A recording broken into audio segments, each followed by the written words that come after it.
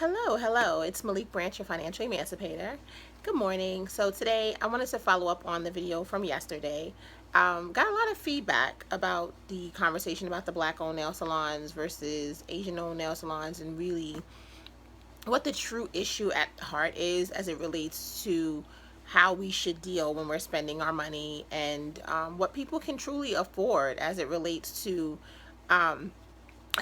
to getting yourself groomed. I have a few podcasts on the cost of grooming and how it really is expensive to groom eyebrows, nails, manicure, pedicure.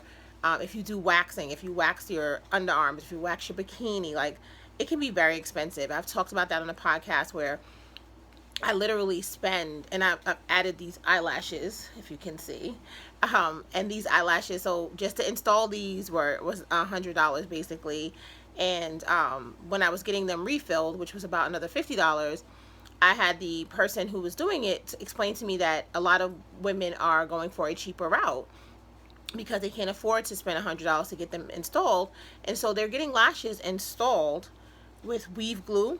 I don't know if you've ever used weave glue, but weave glue stinks, first of all. It's very thick. It belongs nowhere near your eyes. It rips out your hair on your head. So why anybody would put weave glue or would allow someone to use weave glue to put eyelashes on is beyond me. But again, people are going for their price point.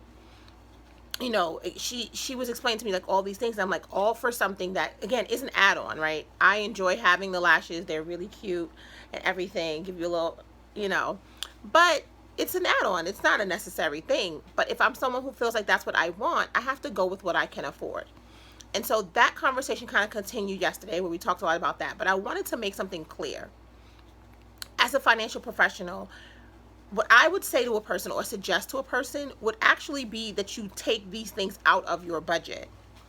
Meaning you don't go for eyelashes that have weave glue and are using weave glue and can give you permanent eye damage and rip out all of your eyelashes. That you don't do that if you can't afford to get it done by a professional who's been trained. You just don't do it. Maybe you do strip eyelashes. You learn how to put on strips, and strips cost a lot less, and they're reusable, and you can use surgical glue, and you can do them yourself. Maybe you do that if you have to have that. But that you don't risk your health and you don't risk your life, in order to have something that you can't afford just to have it at a cheaper rate. And that's part of the problem, right? That's part of the problem with a lot of these phenomenons where it's like, okay, you want to have your nails done, you want to have a manicure and a pedicure every week or every 2 weeks, but you can't afford to spend $50 to get that done, so you go to the place with $20, you end up with a foot fungus and all kinds of other disgusting things, and it's all because you're trying to keep up with something that you can't afford. And, there has to be a way. I know there is a way. I haven't discovered it yet, but I know that it exists to provide these kind of services to people where you don't have to charge them so much. But I haven't figured that out yet, and that's not my ministry. And I hope that if there's someone out there listening to this and watching this, that if you have figured it out, please let me know. I'd love to hear about it. I'd love to promote it. But we have to kind of get back to the basic question that comes with financial emancipation. Is about, what are you doing that you can't afford? And why are you pushing yourself to do things that you can't afford? So you're pushing the limits. It's very hard to decide that you can't afford things that you feel like are necessary for you. Your basic grooming, or as you see, your nails, everything. But it's a realistic conversation to say, listen, I get my nails done on special occasions. If I'm going somewhere, if I'm doing something. Otherwise, I've learned to polish my own nails, give myself my own manicure. I get a pedicure once a month, just to keep myself, or I get a pedicure only in the summer. You have to do what you can afford. And so it's not to say that these salons should be offering people subpar services. It's really to say that people shouldn't be buying subpar services. And some people will say, you know what, people don't know that the stuff is subpar. And that's true as well, because if you've only had a burger at McDonald's, you may never know that that's actually not real meat, and that's not even what a burger tastes like. You may never know that. So if you're receiving these services and this is what you've only had, you may only know that this is how it is. But that's the part I think we have to change. I think that's the part that's important about changing, because your dollars have value and you need to spend it in ways, no matter how much it is. If it's $20 or $200, it has value, and you need to treat it as it has value, and you need to expect other people to treat it that way. And you should only spend your money in places that value you as a person who is spending money. And so, I understand that there's a lot of conversation about Black-owned businesses. And again, I'm a person who supports Black-owned businesses. And I support Black-owned businesses for what I want. I don't go to a Black-owned hair salon because I don't go to a hair salon. So it's like, I'm not going to go to a hair salon just because I want to go to a Black-owned one. But I do get my nails done. I go to a Black-owned salon, but I don't get my waxing done at a Black-owned salon because there isn't one that I know of, and that's not what I do. I go to European Wax Center. I like it. If I found an equivalent, if there was an equivalent to European Wax Center that was Black-owned, I would absolutely support that. But right now, I give my money to whoever the franchise owner is at the European Wax Center. If in fact something changes, I'll be down to do that.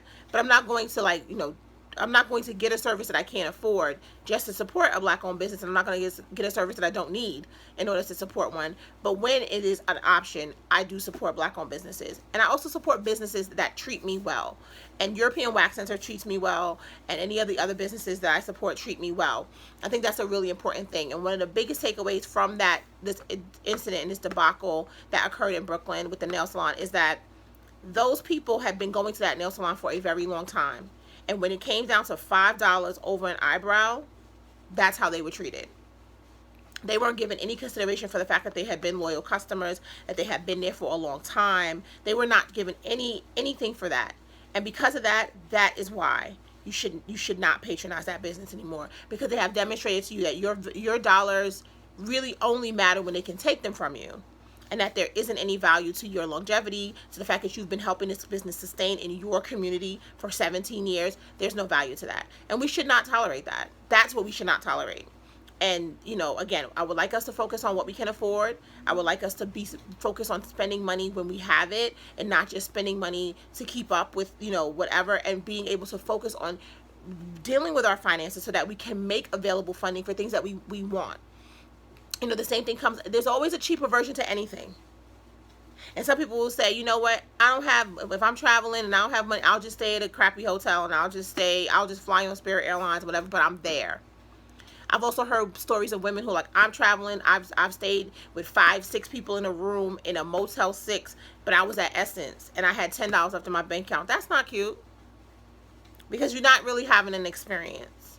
So just because you can do it on the cheap doesn't mean you should always do it, because I think people fail to realize that cheap, sometimes there's a deal, and sometimes there's cheap because you're getting cheap back.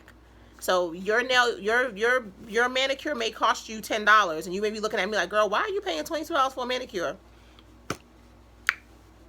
But your nail polish is watered down. The equipment that was used was not sanitized. Somebody is pushing back or cutting your cuticles with a thing that they just cut someone else's cuticles with.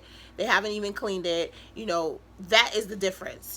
And like you said, like someone said in my comments, some of these salons are rushing to get the most people in, so they don't spend a lot of time with you. So they're giving you a quick one coat of nail polish and quick dry and sending you out. It's like a factory. That's not how I want my experience to be when I'm spending my money. So I don't even go to drive-thrus, because I want to go pick up my damn food. That's just me. So, this was a good conversation. I was glad that I had a lot of feedback, and I was glad that people could see it from different perspectives. And it's a good conversation to keep going about what we can afford. And I know that, it's hard for everyone to focus on that, because it's a realistic conversation about what you can and cannot afford. And sometimes what you want, you can't afford. And my line, I'm going to get it on a t-shirt. You do not deserve anything that you can't afford. And I know that stings, and I know it hurts, but it is the facts. You don't deserve anything you can't afford. So if you sit there and tell me, I deserve a day at the salon, I deserve my nails done today, if you can't afford it, you don't deserve it. And I'm never going to waver on that. So I'm glad we could keep talking about this. Let's keep talking about it. Make sure if you're listening to this video, watching this video, make sure you're following me on Instagram at Financial Emancipation. Follow me on Twitter at FIN Emancipation. If you have any questions for me, send me an email, malik@thefinancialemancipation.com. Thank you so much for listening to the video today. Thank you so much for your feedback on the previous video. And we'll keep doing this until we don't have nothing else to talk about. And that never will happen, because there's always something to talk about when it comes to money. So thank you so much. We'll talk soon. Bye.